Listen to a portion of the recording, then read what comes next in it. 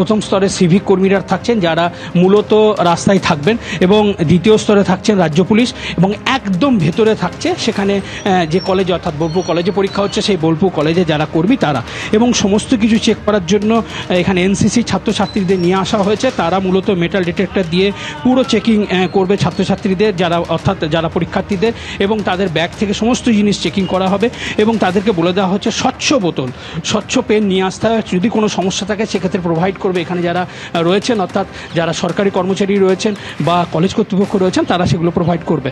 এবং তার পাশাপাশি আমরা দেখতে পাচ্ছি যে পরীক্ষা শুরু, অর্থাৎ এখানে হলে ঢুকতে দেওয়া হবে 10টা থেকে, কিন্তু প্রায় 8:30 থেকে যারা পরীক্ষার্থী তারা বিভিন্ন জায়গা থেকে আসতে শুরু করেছেন, এবং তারা এখানে কলেজের সামনে বসে রয়েছেন, কারণ প্রত্যেকেই দীর্ঘ প্রায় 8 বছর পরে এই একাদশ দ্বাদশ শ্রেণী পরীক্ষা হচ্ছে। এবং যেভাবে গত কয়েক বছর ধরে যে দুর্নীতি হয়েছে তাদের সবাই একটা টেনশনের মধ্যে রয়েছেন, এবং সবথেকে বেশি টেনশনে রয়েছেন কারা না, যারা শিক্ষক ছিলেন এবং তাদেরকে নতুন করে পরীক্ষা দিতে হচ্ছে, কেউ দিচ্ছেন 8 বছর, কেউ দিচ্ছেন 7 বছর পর, এবং তাদেরকে পরীক্ষা দিতে হচ্ছে, তারা সবথেকে বেশি টেনশনে রয়েছেন। এই মুহূর্তে আমাদের সঙ্গে একজন পরীক্ষার্থী রয়েছে, তার সঙ্গে কথা বলার চেষ্টা করব। হ্যাঁ, আমি ফ্রেশার। এক্সাইটেড, কারণ এত বছর পর পরীক্ষাটা হচ্ছে, ভীষণই এক্সাইটেড। তবে আমার মনে হয় যদি বছর বছর পরীক্ষাটা হতো তাহলে একটু ভালো হতো আমাদের পক্ষে। না, অপটিমিস্টিক তো হতেই হবে, গন্ডগোলের দিকে যাচ্ছি না, কারণ ফ্রেশার একটা উত্তেজনা কাজ করছে, প্রথমবার এসএসসি দিচ্ছি, সেই জন্য বেশ ভালো লাগছে।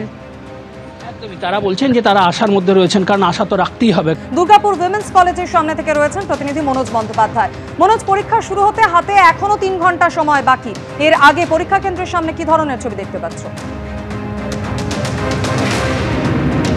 তোমাকে দেখো যে এই পরীক্ষা কেন্দ্র দুর্গাপুর উইমেন্স কলেজ, ইতিমধ্যেই কিন্তু পুলিশ কর্মীরা এসেছেন, এই গেটের তারা দায়িত্ব সব বুঝে নিচ্ছেন। এই যে বাইরে তোমাকে দেখাবো যে এখানে রোল নাম্বার দেখে তার রুম নাম্বার দেওয়া হয়েছে, এবং এই যে উইমেন্স কলেজের মূল গেট, সেই গেট দিয়ে ঢুকেই কিন্তু ডান দিকে একটি কাপড় দিয়ে ঘেরা রুম রয়েছে। সেই রুমের মধ্যে কিন্তু তাদের চেক করে ব্যাগ ট্যাগ ইত্যাদি চেক করে, অ্যাডমিট কার্ড চেক করে তারপরে কিন্তু তাদেরকে ভেতরে ঢোকার অনুমতি দেওয়া হবে।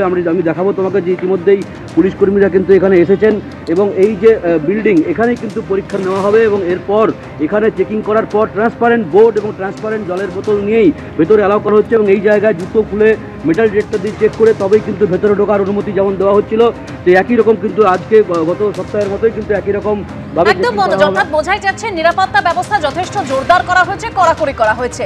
আর যেরকম আপনাদের সামনে কলকাতার পাশাপাশি জেলার প্রত্যেকটা পরীক্ষা কেন্দ্রের ছবি রাখলাম, যেরকম এইও ছবি রেখেছিলাম যে এসএসসি ভবন থেকে প্রশ্নপত্র বেরিয়েও গিয়েছে, সেই ছবিও রেখেছিলাম।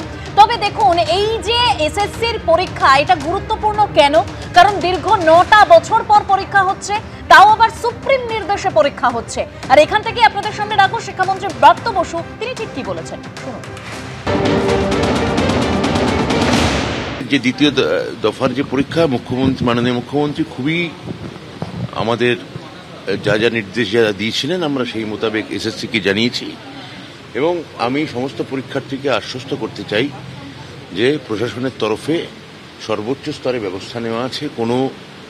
আপনারা শান্তভাবে পরীক্ষা দিন, এটাই আমার মনে হয় যে আমাদের দিক থেকে, দপ্তরের দিক থেকে তো বটেই, মাননীয় মুখ্যমন্ত্রী সর্বোচ্চ স্তর থেকে এবং এসএসসি এ ব্যাপারে নির্ভুল এবং অভ্রান্তভাবে প্রস্তুতি তারা নিয়েছে।